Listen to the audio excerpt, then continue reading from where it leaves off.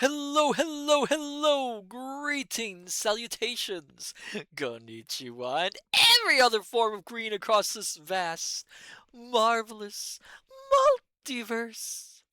I am Matsu Quinox. This is Horace, and welcome back, my dear, marvelous, wonderful scholars, to the study. Hello there, hello there, hello there. Hello there, FT Waste. Congratulations on getting first. Hello there, Julian20. Welcome. Aw, you beat me. Aw, it's okay. It's okay, Julian. It's okay. Maybe next time. Hello there, Private Maverick. Good evening to you as well. And we wish you a Merry Christmas. Yes, indeed, Julian20. Hello, hello, hello. All you wonderful scholars, wherever you are, whenever you are across this vast, marvelous multiverse. How are you all doing, my dear scholars? I hope you're well. Everything going all right? Julian20, not too bad. Well, that's good to hear. Good to hear that. Oh my goodness gracious. So my dear scholars, I must warn you, before the stream, I happen to have, um, a bit of cosmic coffee, and, I am a little bit over caffeinated right now. I know, I mean, you wouldn't think an omniversal entity could be affected by such things, but there are such substances which can make one a little bit wired up. I will do my best not to be too affected by it. Oh my goodness gracious. 1 second, my dear scholars. I need to take care of something. Oh my goodness gracious. The cosmic cat is here and I need to move her out of the way. Be right back.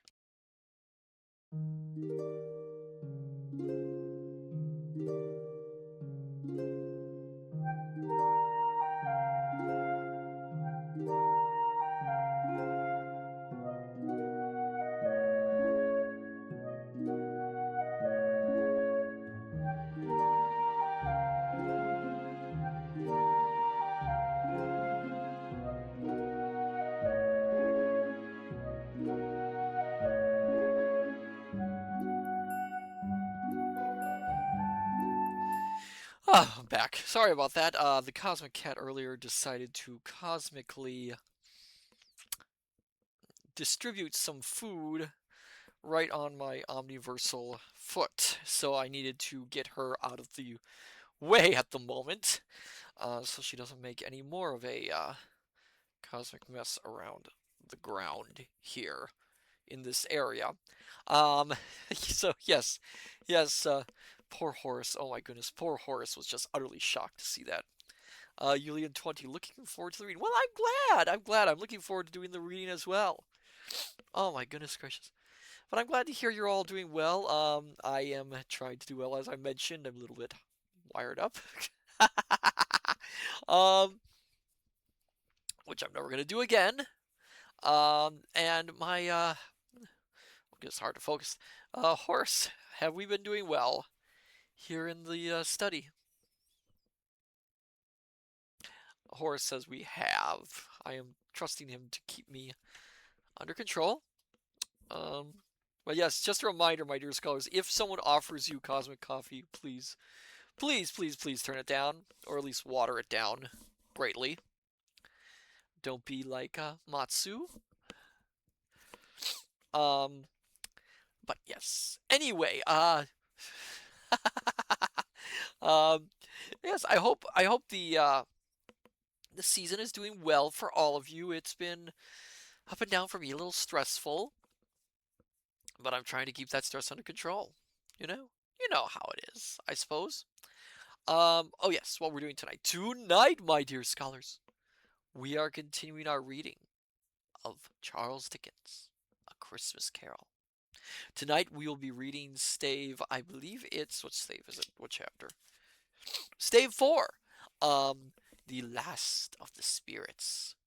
Um, for those of you who have come in late, we have been following the story of Ebenezer Scrooge, a cranky old miser of Victorian London, who, on the 7th 7 years from the day his partner died, is visited by his partner's ghost, Marley, who warns him that unless he changes his ways, he will be doomed to suffer the same fate as Marley. However, he has been given a second chance. He will be visited by 3 spirits, each one to help and try and change his ways.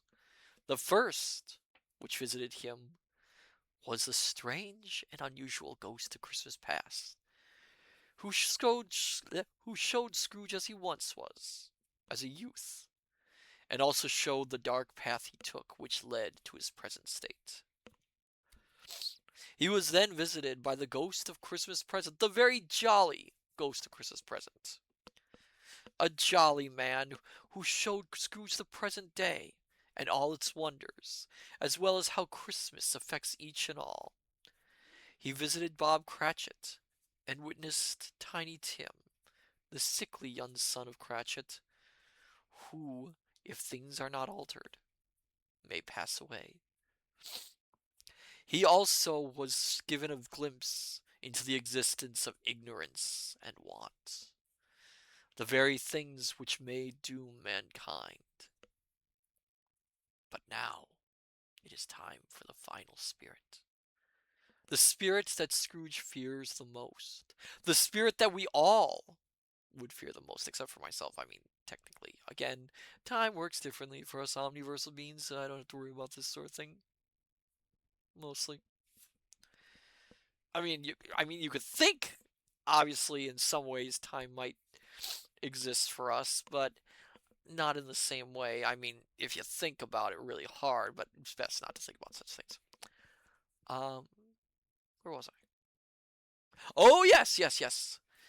Tonight's chapter, I believe, is also one of the shorter ones. So we might have a shorter stream tonight. We'll have a discussion, of course, afterwards about the reading and how it's portrayed in different media. Oh, what was I doing? Oh, yes, yes.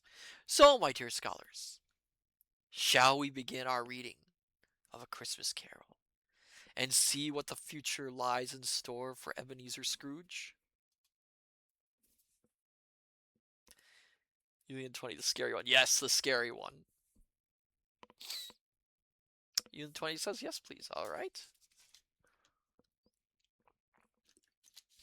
So then, my dear scholars, sit back, relax, have a hot cup of cocoa, dim the lights, if you please, and let us continue our reading of A Christmas Carol by Charles Dickens.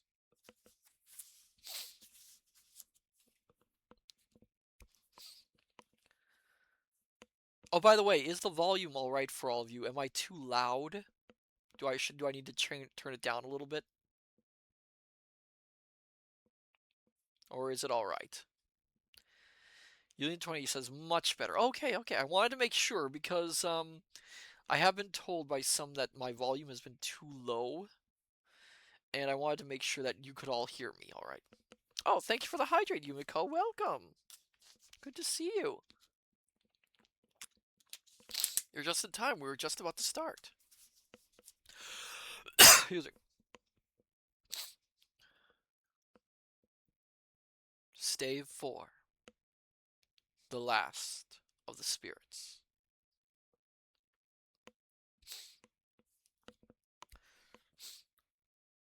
The phantom slowly, gravely, silently approached. When it came near him, Scrooge bent down upon his knee, for in the very air through which this spirit moved, it seemed to scatter gloom and mystery. It was shrouded in a dark, deep black garment, which concealed its head, its face, its form, and left nothing of its visible, save one outstretched hand. But for this, it would have been difficult to detach its figure from the night, and separate it from the darkness by which it was surrounded. Oh, hello there, Firefly. Welcome. Good evening to you as well. We just started. reading. Have a seat. He felt that it was tall and stately when it came beside him, and that its mysterious presence filled him with a solemn dread. He knew no more, for the spirit neither spoke nor moved. I am in the presence of the ghost of Christmas yet to come, said Scrooge. The spirit answered not, but pointed onward with its hand. You are about to show me shadows of the things that have not happened, but will happen in the time before us? Scrooge pursued. Is that so, spirit? The upper portion of the garment was contracted for an instant in its folds, as if the spirit had inclined its head. That was the only answer he received.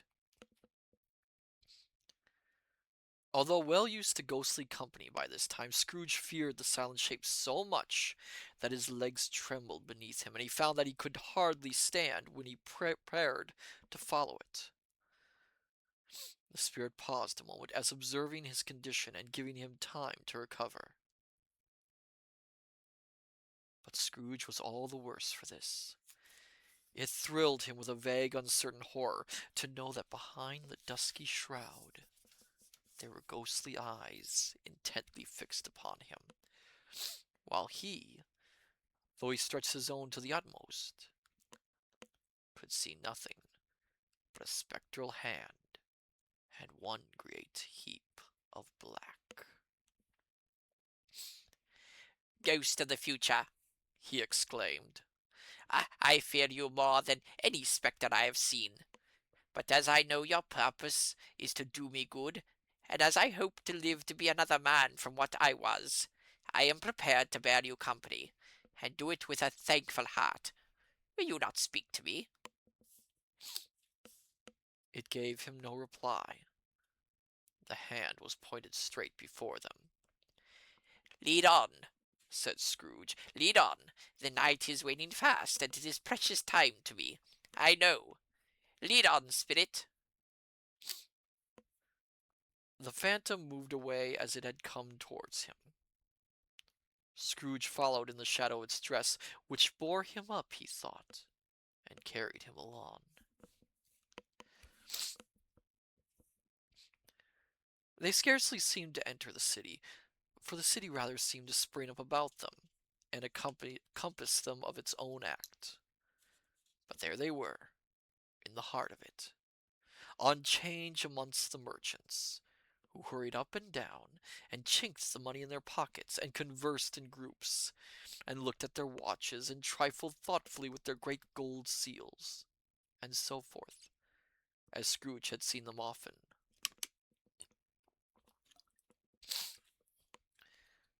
The spirit stopped beside one little knot of businessmen. Observing that the hand was pointed to them, Scrooge advanced to listen to their talk. No, said a great fat man with a monstrous chin. I don't know much about it. Either way, I only know he's dead. When did he die? Inquired another. Last night, I believe. Why, what was the matter with him? Asked a third, taking a vast quantity of snuff out of a very large snuff-box. I thought he'd never die. God knows, said the first with a yawn. What has he done with his money? Asked a red-faced gentleman with a produlious excreant on the end of his nose that shook like the gills of a turkey-cock. I haven't heard, said the man with the large chin, yawning again. Left it to his company, perhaps. He hasn't left it to me, that's all I know.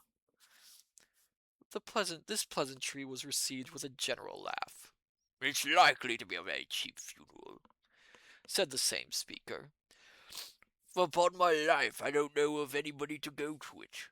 Suppose we make up a party and volunteer.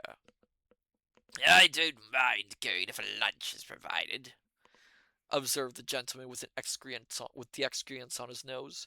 But I must be fed if I make one. Another laugh. Well, I am the most disinterested among you, after all, said the first speaker. for I never wear black gloves, and I never eat lunch. But I'll offer to go if anybody else will.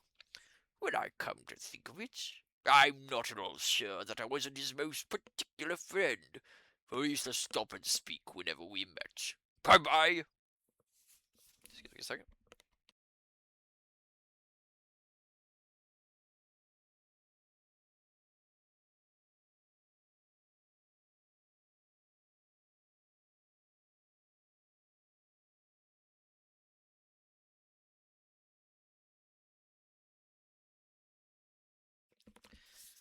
Speakers and listeners strolled away and mixed with other groups. Scrooge knew the men and looked towards the spirit for an explanation. The phantom glided on into a street. Its finger pointed to two persons meeting. Scrooge listened again, thinking that the explanation might lie here. He knew these men also perfectly. They were men of business, very wealthy, and of great importance. He had made a point always of standing well in their esteem. In a business point of view, that is. Strictly in a business point of view. "How are you?" said one. "How are you?" returned the other.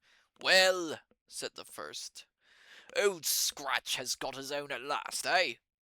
"So I'm told," returned the second. "Cold, isn't it?" "Seasonable for Christmas time. You're not a skater, I suppose?" "No, no, something else to think of. Good morning." Not another word. That was their meeting, their conversation, and their parting.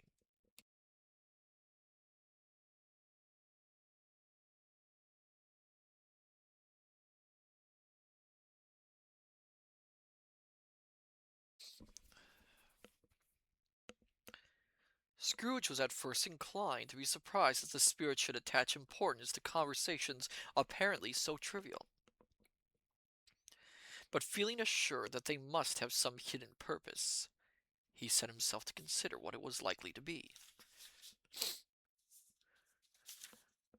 They could scarcely be supposed to have any bearing on the death of Jacob, his old partner, for that was past, and this ghost's province was the future. Nor could he think of any one immediately connected with himself, to whom he could apply them. But nothing doubting that, to whomsoever they applied, they had some latent moral for his own improvement. He resolved to treasure up every word he heard, and everything he saw, and especially to observe the shadow of himself when it appeared. For he had an expectation that the conduct of his future self would give him the clue he missed, and would render the solution of these riddles easy. He looked about in that very place for his own image, but another man stood in his accustomed corner, and though the clock pointed to his usual time of day for being there, he saw no likeness of himself among the multitudes that poured in through the porch. It gave him little surprise, however, for he had been revolving in his mind a change of life, and thought and hoped he saw his newborn resolutions carried out in this. Quiet and dark, beside him stood the phantom, with its outstretched hand. When he roused himself from his thoughtful quest, he fancied, from the turn of the hand, and its situation in reference to himself, that the unseen eyes were looking at him keenly. It made him shudder and feel very cold.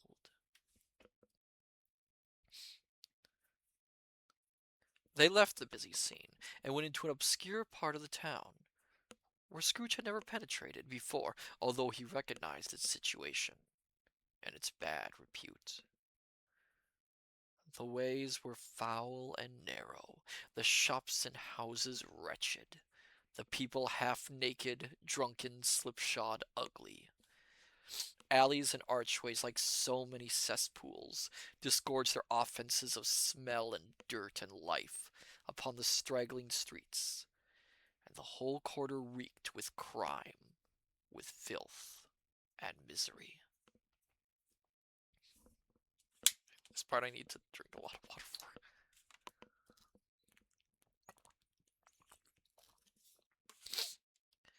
Far in this den of infamous resort, there was a low-browed beetling shop, below a penthouse roof, where iron, old rags, bottles, bones, and greasy offal were bought.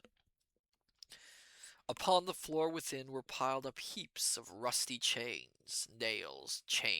rusty keys, nails, chains, hinges, files, scales, weights, and refuge iron of all kinds.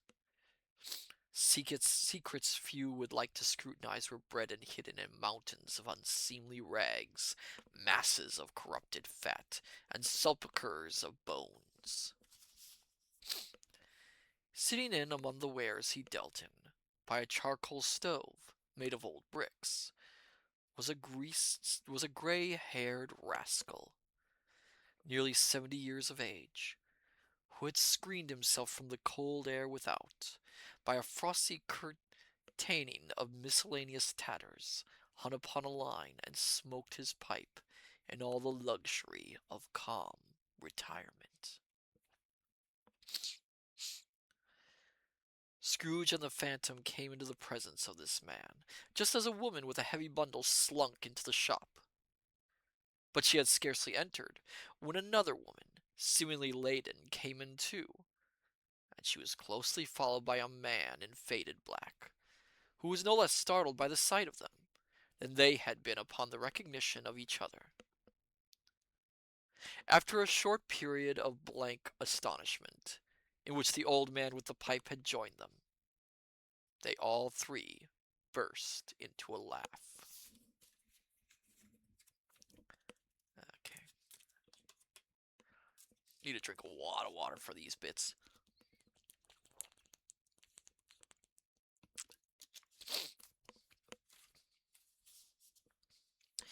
Let the charwoman alone to be the first, cried she who had entered first. let the laundress alone to be the second, and let the undertaker's man alone to be the third. Look here, old Joe, here's a chance. If we haven't all three met here without meaning it. Oh, you could have made a better price, said old Joe, removing his pipe from his mouth. Come into the parlour. You were made free of it long ago, you know. And the other two ain't strangers. Stop till I shut the door of the shop. Ah, how it squeaks. There ain't such a rusty bit of metal in the place as his old hinges, I believe. And I'm sure there's no such old bones here as mine. We're all suitable to our calling. We're well matched. Come in the parlour. Come in the parlour. The parlor was the space behind the screen of rags. The old man raked the fire together with an old stair rod, and having trimmed his smoky lamp, for it was night, with the stem of his pipe, put it in his mouth again. While he did this, the woman who had already spoken threw her bundle on the floor, and sat down in a flaunting manner on a stool, crossing her elbows on her knees, and looking with a bold defiance at the other two. What odds, then? What odds, Mrs. Dilber? Said the woman. Every person has a right to take care of themselves. He always did. That's true indeed, said the laundress. No man more so. Why, then, don't stand staring as if you were afraid, woman. Who's the wiser? We're not going to pick holes in each other's coats, I suppose. No, indeed, said Mrs. Dilber and the man together. We should hope not. Very well, then, cried the woman. That's enough. Who's the worse for the loss of a few things like these? Not a dead man, I suppose. No, indeed, said Mrs. Dilber, laughing. If he wanted to keep 'em when he was dead, a wicked old screw, pursued the woman. Well, wasn't he natural in his lifetime? If he had been, he'd have had somebody to look after him when he was struck with death. Instead of lying gasping out his last there, alone by himself. It's the truest words that ever were spoken, said Mrs. Dilber. It's a judgment on him. Oh, hold on. Oh dear. I think my mod stepped away. Give me a second. Oh dear.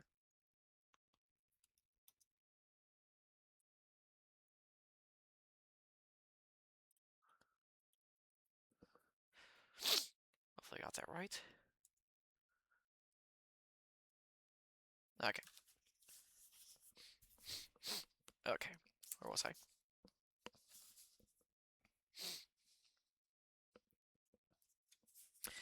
I wish it was a heavy. It's a judgment on him.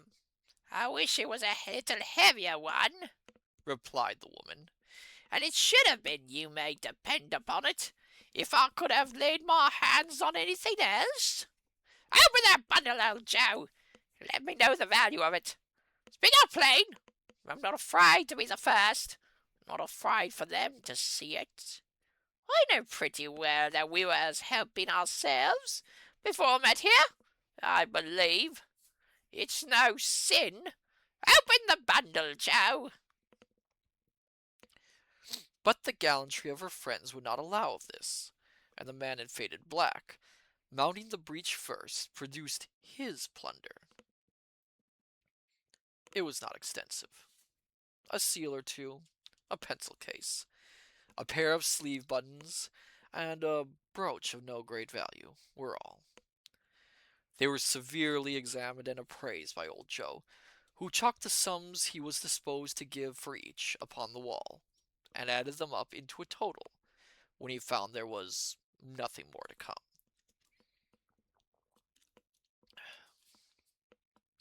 That's your account, Said Joe. and I won't give another sixpence if I was to be boiled for not doing it. Who's next? Mrs. Dilber was next. Sheets and towels, a little wearing apparel, 2 old-fashioned silver teaspoons, a pair of sugar tongs, and a few boots. Her account was stated on the wall in the same manner. I always give too much to ladies. It's a weakness of mine. And that's the way I ruin myself, said old Joe. That's your account. If you ask me to make for another penny and make an open question, I'd repent of being so liberal and knock off half a crown. And now undo my bundle, Joe, said the first woman. Joe went down on his knees for the greater convenience of opening it, and having unfastened a great many knots, dragged out a large and heavy roll of some dark stuff. What do you call this? Said Joe. Bacons? Returned the woman, laughing and leaning forward on her crossed arms. Bedkins! You don't mean to say you took 'em down, when it's all with him lying there? Said Joe. Yes, I do, replied the woman. Why not? Oh, you were born to make your fortune, said Joe. and you'll certainly do it. I certainly shan't hold my hand when I can get anything in it by reaching it out, for the sake of such a man as he was. I promise you, Joe, returned the woman coolly. Don't drop that ale upon the blankets now. His blankets? Asked Joe. Whose else do you think? Replied the woman. He ain't likely to take care without 'em, I dare say. I hope he didn't die of anything catching, eh? Said old Joe, stopping in his work and looking up. Don't you be afraid of that, returned the woman. I ain't so fond of his company that I'd loiter about him for such things, if it did. You might look through that shirt till your eyes ache, but you won't find a hole in it, nor a threadbare place. It's the best he had, and a fine one too. They'd have wasted it If it hadn't been for me. What do you call wasting of it? Asked old Joe. Put it on him to be buried in, to be sure, replied the woman with a laugh. Somebody was fool enough to do it, but I took it off again. If calico ain't good enough for such a purpose, it isn't good enough for anything. It's quite as becoming to the body. He can't look uglier than he did in that one. Scrooge listened to this dialogue in horror. As they sat grouped about their spoil, in the scanty light afforded by the old man's lamp, he viewed them with a detestation and disgust, which could hardly have been greater, though they had been obscene demons marketing the corpse itself. Ha ha! Laughed the same woman when old Joe, producing a flannel bag with money in it, told out their several gains upon the ground. This is the end of it, you say? I frightened everyone away from him when he was alive, to profit us when he was dead. Ha ha ha ha ha ha! Another drink.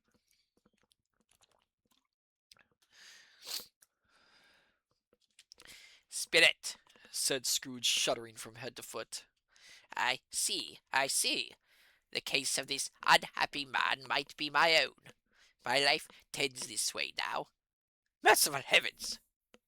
What is that? What is this? Oh, thank you for the hydrate, Kintron. I'm gonna need a lot of water in this.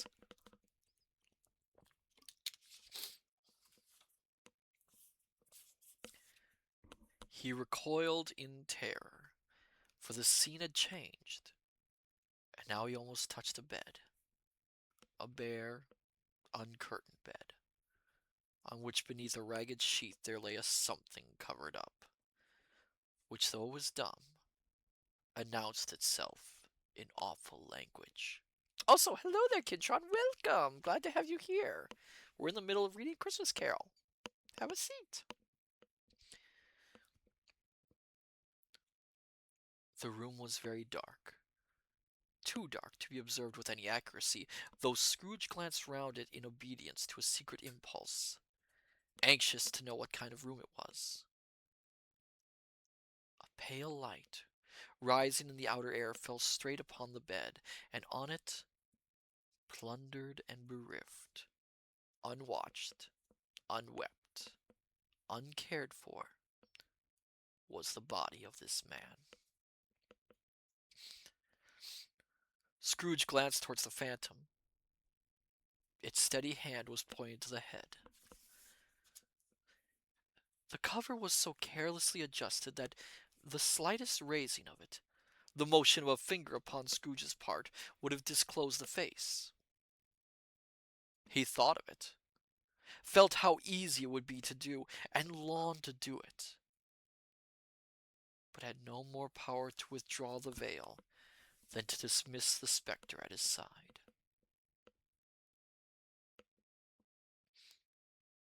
Oh, cold, cold, rigid, dreadful death, set up thine altar here, and dress it with such terrors as thou hast at thy command. For this is thy dominion. But of the loved, revered, and honored head, thou canst not turn one hair to thy dread purposes, or make one feature odious. It is not that the hand is heavy, and will fall down when released. It is not that the heart and pulse are still, but that the hand was open, generous and true. The heart, brave, warm, and tender, and the pulse, a man's. Strike, shadow, strike, and see his good deeds springing from the wound to sow the world with life immortal. No voice pronounced these words to Scrooge's ears, and yet he heard them when he looked upon the bed. He thought, if this man could be raised up now,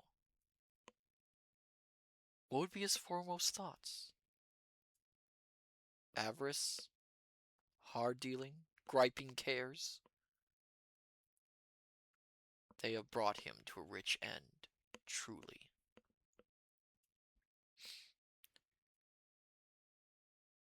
He lay in the dark, empty house with not a man, a woman, or a child, to say that he was kind to me in this or that, and for the memory of one kind word I will be kind to him.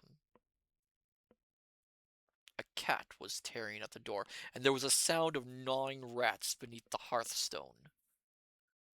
What they wanted in the room of death, and why they were so restless and disturbed, Scrooge did not dare to think.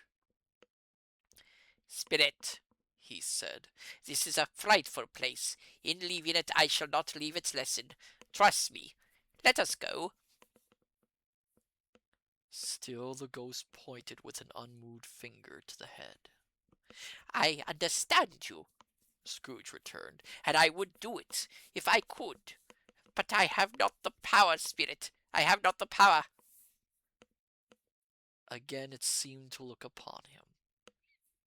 If there is any person in the town who feels emotion caused by this man's death, said Scrooge, quite agonized, show me that person to me, Spirit, I beseech you.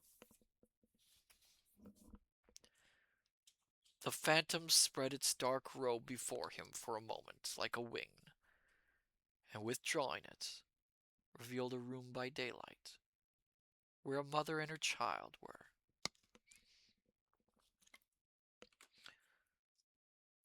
She was expecting someone, and with anxious eagerness, for she walked up and down the room, started at every sound, looked out from the window, glanced at the clock, tried but in vain to work with her needle, and could hardly bear the voices of the children in their play. At length, the long-expected knock was heard. She hurried to the door and met her husband, a man whose face was careworn and depressed, though he was young. There was a remarkable expression in it now, a kind of serious delight of which he felt ashamed and which he struggled to repress. He sat down to the dinner that had been hoarding for him by the fire, and when she asked him faintly what news, which was not until after a long silence, he appeared embarrassed how to answer. "Is it good?" she said, "or bad?" to help him. "Bad," he answered. "We are quite ruined." "No, there's hope still, Caroline." "If he relents," she said, amazed. "There is. Nothing is past hope if such a miracle has happened." "He is past relenting," said her husband. "He is dead." She was a mild and patient creature. Her face spoke truth, but she was thankful in her soul to hear it, and she said so with clasped hands. She prayed forgiveness the next moment and was sorry, but the first was the emotion of her heart. "What the half-drunk woman whom I told you of last night said to me when I tried to see him and obtain a week's delay, what I thought was a mere excuse to avoid me, turns out to have been quite true. He was not only very ill, but dying then." To whom will our debt be transferred?" "I don't know, but before that time we shall be ready with the money. And even though we were not, it would be bad fortune indeed to find so merciless a creditor in his successor. We may sleep tonight with light hearts, Caroline." Yes. Soften it as they would, their hearts were lighter. The children's faces, hushed and clustered round to hear what they so little understood, were brighter, and it was a happier house for this man's death.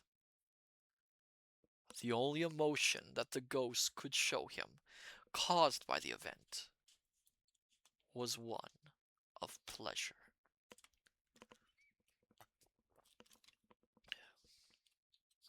"Let me see some tenderness connected with a death," said Scrooge. "Oh, that dark chamber spirit which we left just now will be forever present to me." The ghost conducted him through several streets familiar to his feet.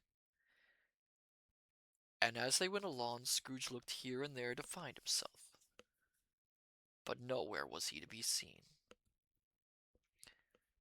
They entered poor Bob Cratchit's house, the dwelling he had visited before, and found the mother and the children seated round the fire.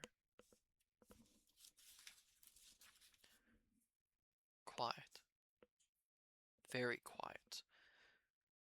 The noisy little Cratchits were as still as statues in one corner, and sat looking up at Peter, who had a book before him. The mother and her daughters were engaged in sewing. But surely they were very quiet. And he took a child, and sat him in the midst of them. Where had Scrooge heard those words? He had not dreamed them. The boy must have read them out as he and the spirit crossed the threshold. Why did he not go on?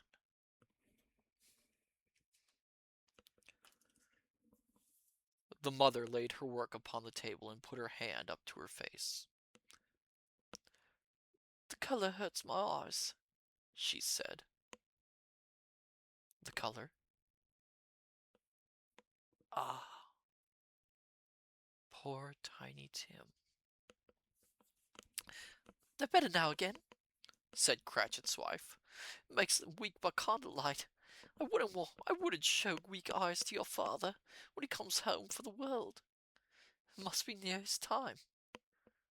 "Past it, rather," Peter answered, shutting up his book. "But I think he's walked a little slower than he used these few last evenings, mother." They were very quiet again.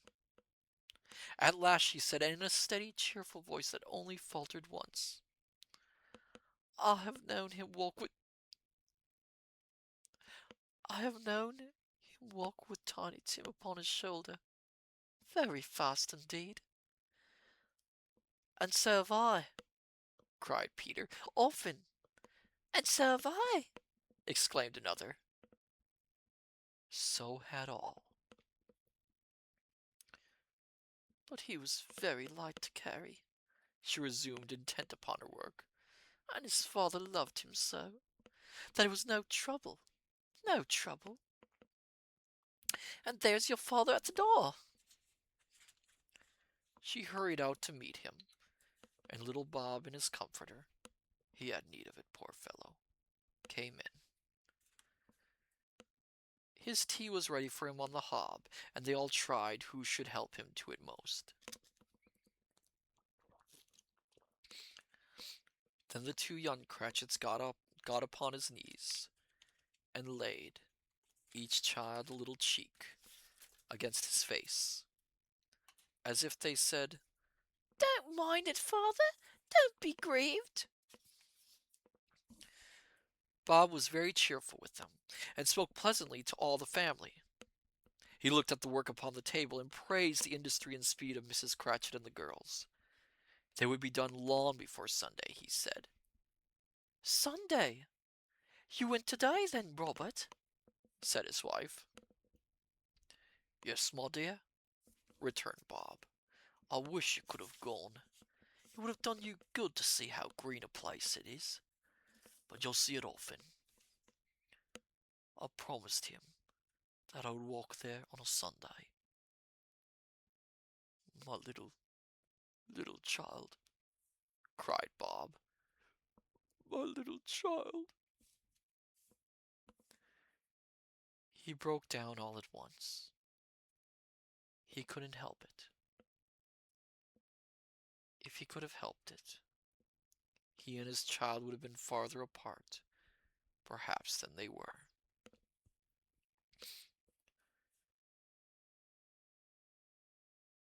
He left the room and went upstairs into the room above, which was lighted cheerfully and hung with Christmas. There was a chair set close beside the child, and there were signs of someone having been there lately.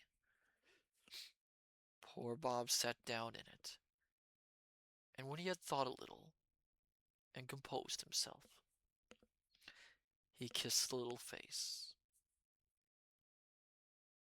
He was reconciled to what had happened and went down again quite happy.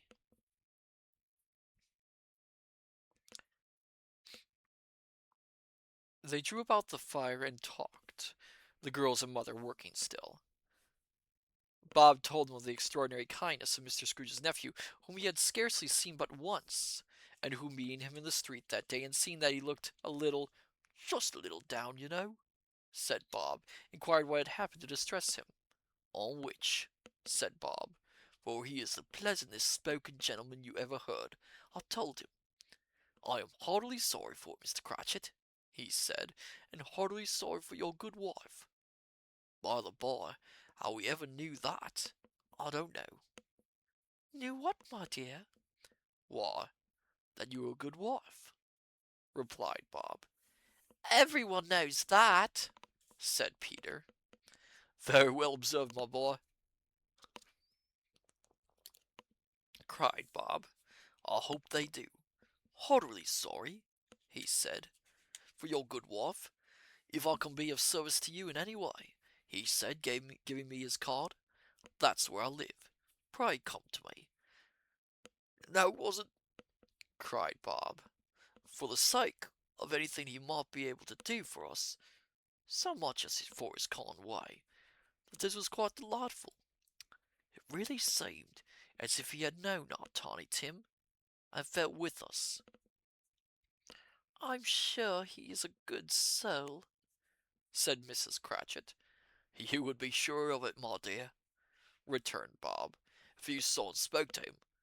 I shouldn't be at all surprised, mark what I say, if he got Peter a better situation.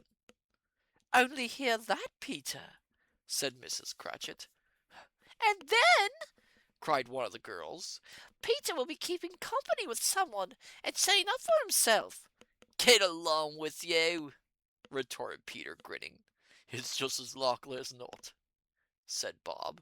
One of these days. Well, there's plenty of time for that, my dear.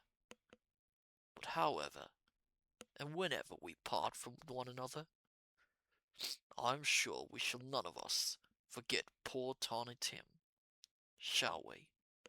Or this first parting that there was among us. Never, father, cried they all. And I know, said Bob, I know, my dears, that when we recollect how patient and how mild he was, although he was a little child, we shall not quarrel easily amongst ourselves, and forget poor Tiny Tim in doing it. No, never, father, they all cried again. I'm very happy, said little Bob. I'm very happy. Mrs. Cratchit kissed him. His daughters kissed him.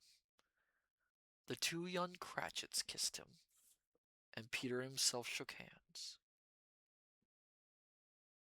Spirit of Tiny Tim, thy child's essence was from God.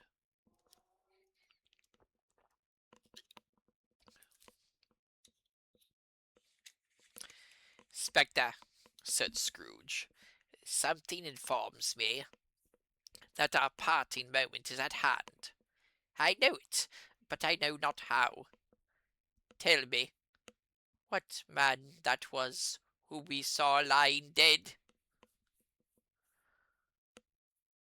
The ghost of Christmas yet to come conveyed him, as before, though at a different time, he thought. Indeed, there seemed no order in these latter visions, save that they were in the future, into the resorts of businessmen, but showed him not himself. Indeed, the spirit did not stay for anything, but went straight on, as to the end just now desired, until besought by Scrooge to tarry for a moment.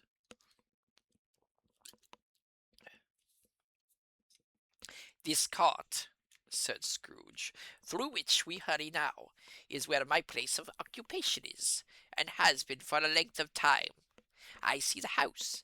Let me behold what I shall be in days to come. The spirit stopped. The hand was pointed elsewhere.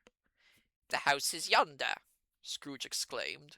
Why do you point away? The inexorable finger underwent no change. Scrooge hastened to the window of his office and looked in. It was an office still, but not his. The furniture was not the same, and the figure in the chair was not himself. The phantom pointed as before.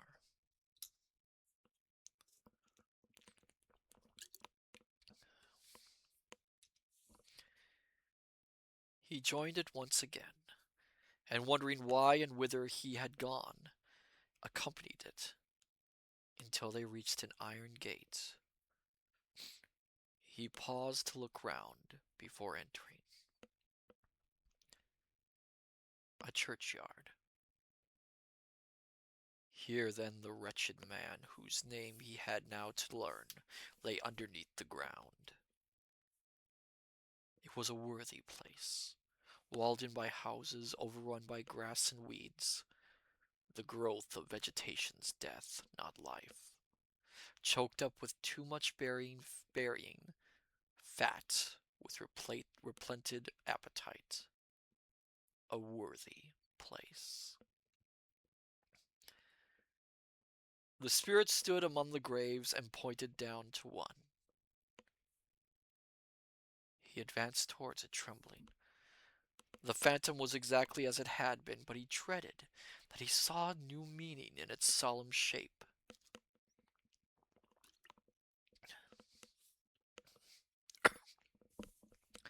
Before I draw nearer to that stone to which you point, said Scrooge, answer me one question. Are these the shadows of the things that will be? Or are they the shadows of things that may be only? Still the ghost pointed downward to the grave by which it stood. Men's courses will foreshadow certain ends, to which, if persevered in, they must lead, said Scrooge. But if the courses be departed from, the ends will change. Say it is thus with what you show me. The spirit was immovable as ever.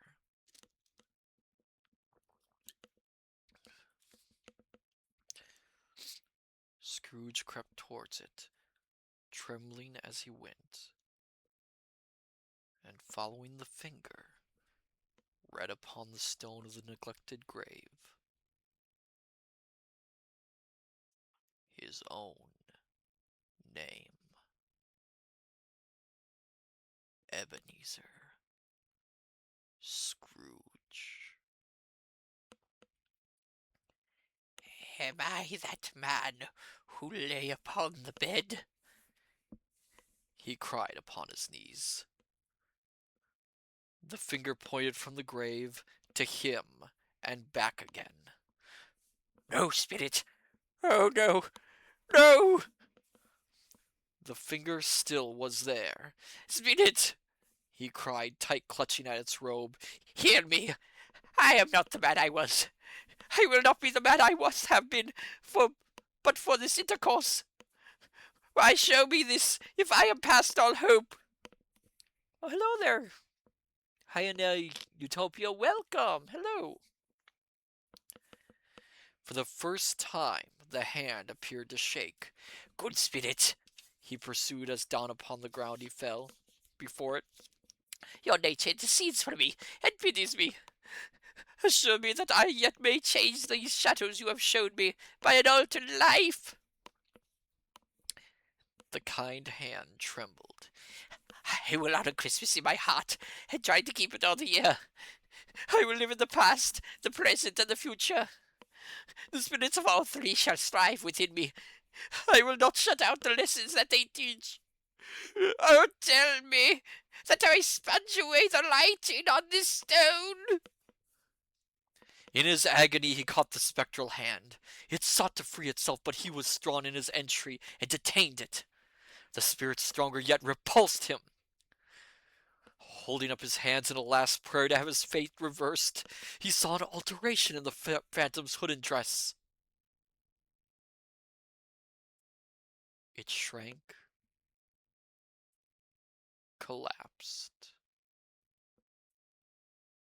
and dwindled down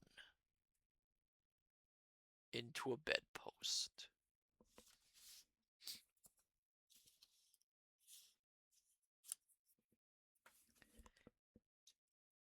And that is the end of Stave 4. I will repeat, hello there, Hyena. I hope I'm pronouncing this right. I'm terrible at pronouncing things.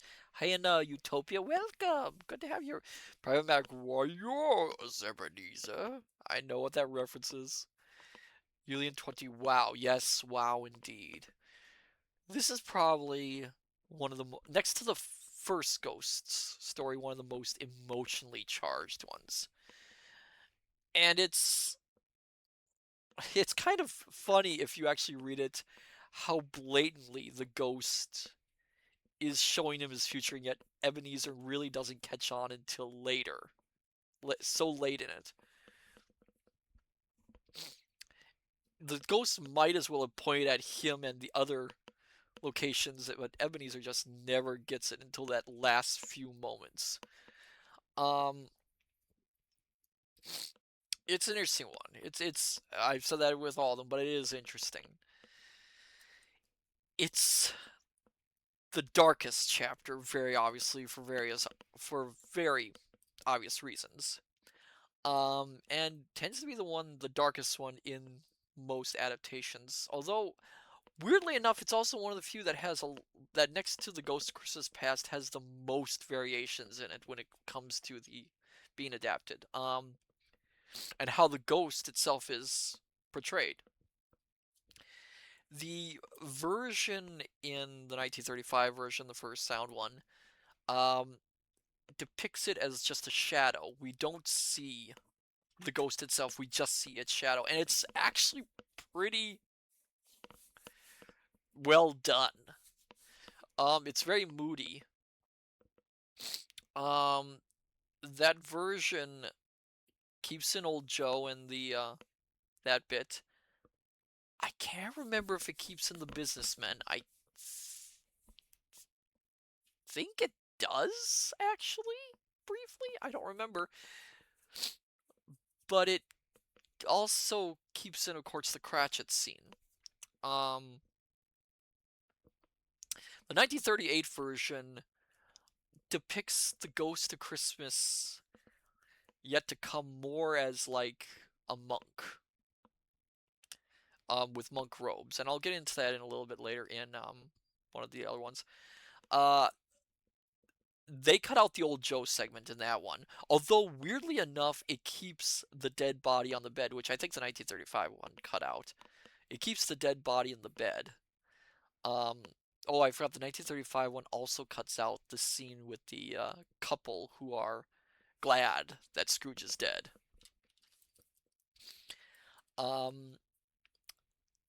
They I'm trying to think where was I? Oh yeah, 1938 version. The 1938 version keeps in the body laying on a slab. Oddly enough, it keeps in the businessman scene, and of course, it keeps in the death of Cratchit's child, of little Tiny Tim. All of them have the death of Tiny Tim in it. All of them, but they are depicted in different ways. 1930, the 1951 version, the Alistair Sims version, keeps in practically everything, if I recall. Every scene in this is shown. Well, no, I'm wrong. They don't show the couple being happy that Scrooge is dead.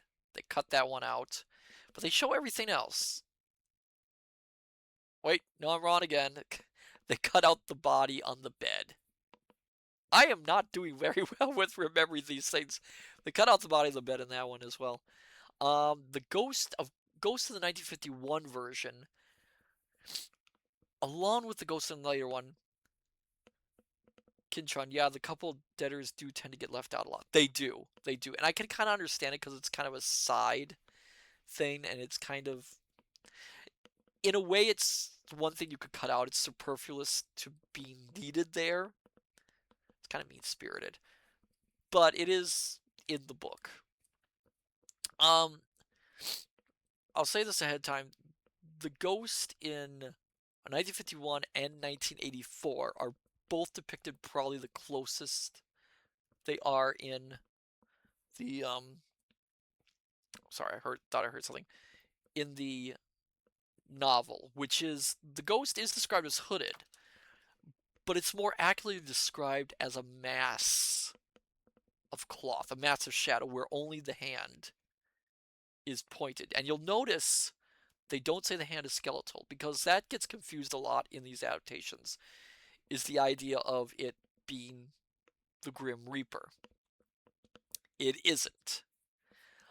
The Grim Reaper aspect, though, does come up in the chapter, if you notice, because when Scrooge is in the graveyard, it mentions in the narration he suddenly found new meaning in its shape, which is he suddenly realizes that the ghost is basically symbolizing death, the Grim Reaper. But it's not said directly in the book, and that's something that a lot of people get a lot of people get mixed up on. It's not the Grim Reaper. It's not supposed to look like the Grim Reaper necessarily. It's supposed to look like essentially a big, tall mass of darkness and shadow in cloth form. And the 1951 version gets that right, as does the 1984 version. Well, the 1984 version is actually terrifying. The 1970 version, the the Albert Finney musical. Oh, hello there, Zen. Welcome. We are just at the ending discussion for tonight's stream. Welcome. Good to have you here. The musical version. Before I start, how many people, raise your hand, how many people have actually seen the musical version, the 1970 Albert Finney version? How many people have seen Scrooge 1970? Show of hands, please.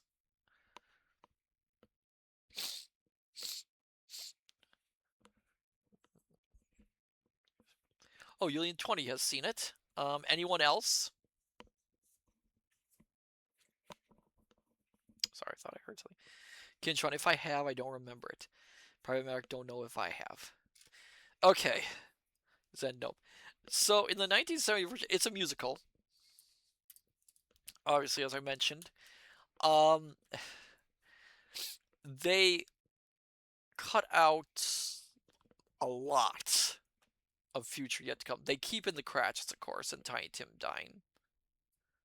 Although they shortened that quite a bit. Most of the Ghost of Christmas Yet to Come section, with one exception, which I'll get into, is a musical number, which some people, it's just very famous. Thank you very much. Thank you very much. That's the nicest thing that anyone's ever done for me. That song. Where the townspeople literally dance and sing the fact that Scrooge is dead, with one man dancing on top of his coffin. Firefly, I may have, I don't remember, quite a few. Okay, so now it's going to go through my head. That's fine. It is hilarious. They literally are dancing on top of his coffin with the fact that he's dead. It's a great scene. Yes. And Scrooge dances along with them because he doesn't know what's going on.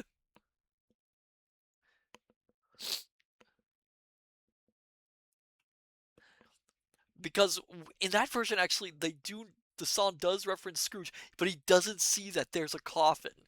So he thinks they're having a parade in his honor, not knowing the fact that he's dead. It's hilarious. The 1970 version is actually also infamous for what it does after. As you all can tell, most of the times the scene ends with Scrooge seeing his grave and then waking up. In the 1970 version, he actually is shown falling into hell, where he meets Marley, who then reveals that he's becoming the what's the word? The Clark of Lucifer. Whereas demons show up and wrap him up in chains. The chains that are supposed to bind them, and they're huge. They are absolutely tremendous chains. Devils, yes, devils. Um, and his room is freezing cold with rats. Um, it's really frightening. I mean, I've heard for some younger viewers it was terrifying, and it does feel a little bit superfluous, to be honest. I get why they did it, but it does seem like they're pushing the point a little too hard. 1984 again gets rid of the young couple. Keeps in everything else, I believe. I think. Can't remember if it keeps in the body.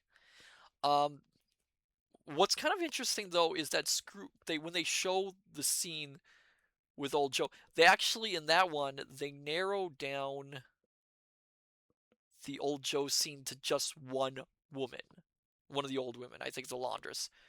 No, Mrs. Dilber. They keep Mrs. Dilber in, but they cut out the laundress and the Undertaker. But in that version, Scrooge actually recognizes his items being given away to old Joe. And the thing is that Scrooge sees them, but later on, as that scene's ending, he's going, no, no, no, no, it's not. It can't be mine. It's obvious not mine. It belongs to someone else. It's not mine. It's just someone who's like me, who own these things. It's very much him in denial. Um, the Ghost of Christmas Yet to Come has a wonderful entrance in that version too. That he just very slowly appears in the background with this kind of screeching sound effect. And every time the ghost, as we can guess, is talking or at least acknowledging Scrooge, that same screeching sound effect is used. Trying to think what's the other one. Unit 20 George C. Scott version. Yes, that is the George C. Scott version. The 1999 Patrick Stewart version keeps in everything, including the couple. They make an interesting choice with the ghost. They give the ghost in that one cat eyes. And they do have a scene of Scrooge falling through the grave onto his dead body, which is, and it's okay. They do a good job. They do a decent job. They keep everything as. Another thing they often cut out in these versions is they often cut out I've actually, in fact, I've never seen a version of Christmas Carol that uses this, which is they cut out the scene of Scrooge looking into his office and seeing someone else there. I've never seen a single version use that. And I think the reason they usually cut that out is it's too telling. The audience would immediately gauge, oh, Scrooge is dead at that point.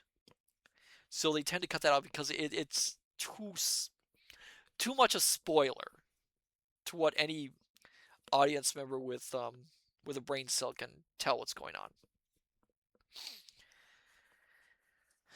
I can't remember when the Jim Carrey version was made. I think it was 2004, 2009. It was in the 2000s. That one. Now, I've been trying not to be judgmental with these mentions of how they adapt it. Union 20, that is a great one. I will actually disagree at this point. I did not like what they did with the Ghost of Christmas Yet to Come in that one. they really do a difference from the book in that one, and letting how the ghost shows Scrooge the future, which is he actually gets shrunk at one point to the size of a mouse and goes through holes and listens in on it. Firefly also not nearly as dramatic. Yeah, Julian 20, I liked it. Yes, good. That's good. Julian 20. My main issue actually isn't all that and some of the going different places and going like that. My main issue with that adaptation is they make the ghost seem malevolent to Scrooge, as in outright almost trying to hurt him and trying to terrorize him. And I remember hearing interviews when that came out where they said they really wanted to add the scariness back into A Christmas Carol, and it's almost too over the top in terms of terrifying. And if you as you heard from the chapter, the main thing with the ghost is solemn, silent. Yes, it's terrifying and it's in the way it looks and appears to Scrooge and all that, but it's not out there to hurt Scrooge. It's not there to scare him, or, well, it is kind of there to scare him. They're all there to scare him, but it's not there to harm him. And in fact, Scrooge, towards the end of that, as you could hear, Scrooge recognizes that the ghost pities Scrooge and is there to intercede on his behalf and feels sorry for him. Thus the hand shaking and all that. Its nature pities him. So it's not meant to be a monster. And the Jim Carrey version very much delves into the idea of the ghost as a monster, as being the Grim Reaper. It's probably the one that's the closest in depiction of the Ghost of Christmas Yet to Come as a monster. Scrooged, I didn't include in the adaptations here because it's an adaptation, but it's very much its own thing in adaptations. So that was a weird show. Yes, Scrooged was a weird show, and it was very much its own modernization, which I'll applaud. It's an okay one. It's an okay film. If you've never seen it, it's Bill Murray playing a TV executive who basically gets the Scrooge treatment in it. And it's not bad. It's not one of Bill Murray's best, but it's not bad. Where was I? I should mention Muppet Christmas Carol, shouldn't I? Muppet Christmas Carol is interesting. They cut out a bunch of things. They keep in the Cratchits. I don't remember if they kept in the businessmen in that version. I think they did. They keep an Old Joe.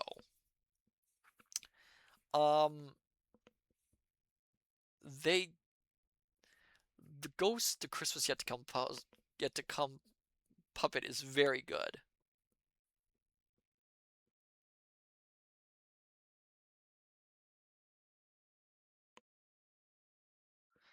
Firefly, the Guy Pearce one, the Future Ghost has an obviously shown mouth but not actually down because no one can know the future. Yeah, I have so many issues with the Guy Pearce adaptation. I really have so many issues with that one. I'm not sure why they made it, honestly. It was too much. It was way too much, and they really, really should have known better than to do it the way they did. Um, yeah, there's not much to say in analysis of this chapter. It's very, out of all of them, it's probably the most straightforward. There isn't, I think it's also Yulian 20. I don't know that one. Yulian 20, my advice is avoid it. It's, again, I'm going beyond what I normally would do. Normally, I would be open to adaptations and talking about it. The Guy Pearce one, just avoid it. It's not worth a view. It's an adaptation in my mind that I'm not a fan of. Firefly, yes, but that was one of the things I like. Well, that's good, Firefly. That's good. I'm glad you saw it. I just personally don't like it. That's just my personal view. I think this is really the only chapter in this book without a message, other than the clear "don't be a jerk, otherwise you'll die" thing. They're really, it's you could tell that Dickens left all his messaging in past and especially in the present. The present was his message chapter. Ghost Christmas Yet to Come had no real message. It's probably the fastest in terms of getting the plot out and going. He is perfect, and it was so different that it really kept my attention to see what they did. But again, most of it was not serving the story. Yeah, yes, that's my issue with it. It wasn't really serving the story in the way they depicted it. Goodness gracious, I'm trying to remember where I left off in the talk. Yeah, the Ghost of Christmas Yet to Come chapter it's straightforward. It's very straightforward in what's trying to. Although it's interesting, we can infer why Scrooge died when he did, because he doesn't take care of himself. Obviously, he's not using the money for anything, so we can infer that because he's not taking care of himself or taking care of anything, he passed away from ill health and not actually using that money to help when it needed to be used. It is interesting. Here's another interesting thing. We have no idea to this day what disease Tiny Tim had. There have been some suggestions, but none of them quite fit. The thing that people have to decide, and with what Tiny Tim had, is that it had to be a disease that could be cured if treated back in Victorian era. It had to be a disease that with treatment could be cured, not one that where he had no chance of surviving. Zen, poor Titus. Yes, poor itis. Yes, he suffers from poor itis. Caused by insufficient turkey consumption. It's that goose. Too much goose, not enough turkey. Yes, that is Stave 4. Okay. So, the rest of the week. So the rest of the week, thus. Private Maverick. Let's not discount the Muppet version. The ghosts were specifically for the movie. Yes, I mentioned that, Private Maverick. The Muppet Christmas Carol. Yeah, the Ghosts of Christmas Yet to Come was very well done. And they went for the hooded look. It's a very well done adaptation. As I mentioned, they kept in Old Joe and Mrs. Dibley and Firefly. Historical costumers love the Muppet one. They did a wonderful job. Muppet Christmas Carol is always worth a view. It's always worth a view. It's amazing. It's got a great heart to it. If you can see the uncut version, they cut out a song in the theater version, but it is put back in the uncut version. And it's always worth the view. Always. Where was I? Oh yes, the rest of the week. Before I forgot. So Wednesday, Christmas Eve. Kinchon, light the lamp, not the rat! Light the lamp, not the rat! That was good. Oh, I will mention in the Muppet version, Gonzo, who plays Charles Dickens in that version, leaves the scene during the Ghost of Christmas Yet to Come, mentioning how it's too scary and that they'll see him at the end of the story. Which it's a nice way of reminding audiences that it's the one section where you would take it absolutely seriously. It's not there for laughs. Or as someone would say, they shoo out the clowns. They make sure that the comic relief is not there. Because there's nothing funny about the Ghost of Christmas Yet to Come. Where was I again? Oh yeah, the rest of the week.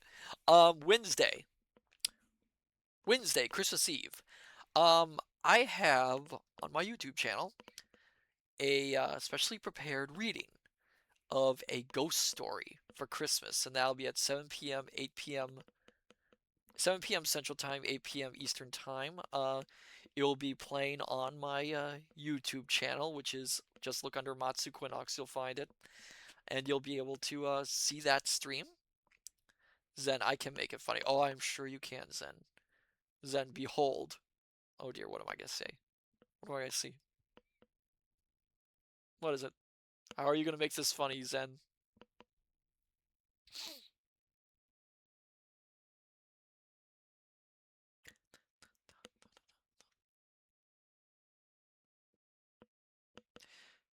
Zen, Ghost of Christmas Yet to Come. Or as we all him.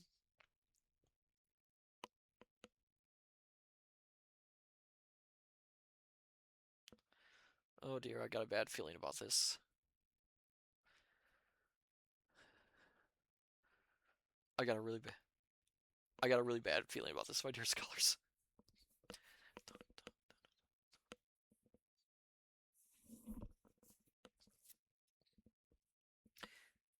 The Ghost of Christmas Edging. I have no comment, Zen. Absolutely no comment. No comment on that. Oh, and then where was I? Zen, and the worst part. There's more. Yes, Celia, 20 more? I'm like, boo. What's the worst part, Zen? Zen, original the meaning remains intact. Oh, no, no, no, no, no, no, no, no, no, no, no, no, no, no, no, no. Okay, where was it? Oh yeah, yeah. Okay, so yeah, Christmas Eve, YouTube. I will be having a ghost story for Christmas playing. It's one that I stumbled on, and I'm really looking. I hope you all enjoy it. And then Christmas Day at about 8 p.m. Central Time, 9 p.m. Eastern. For those who can make it, we'll be reading the last chapter of A Christmas Carol. It's a very short chapter, so it's not going to be a long stream. But I hope you can at least, some of you can make it. It'll be, or if you can't, it'll be on my YouTube channel. Alright. Before I lose my voice, let's see who there is we can raid tonight. Before we go.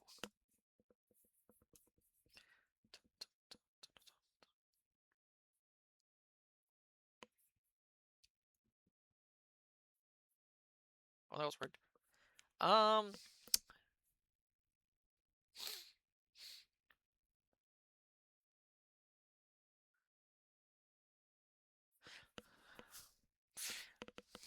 Normally I would raid a reading stream. Unfortunately, I think reading streams are doing Christmas Carol, and I don't want things. You know what? Let's give Jewelry Jelly a raid. She is playing video games, playing Mario Kart World. I think it might be nice to visit her. Jewelry Jelly is a good friend of the study, and I think we should all wish her happiness there. All right then, my dear scholars, I say unto you, good evening, good morning, good afternoon. Till we meet each other again as a study. Take care, and I shall see you next time. Till then, farewell and bye-bye.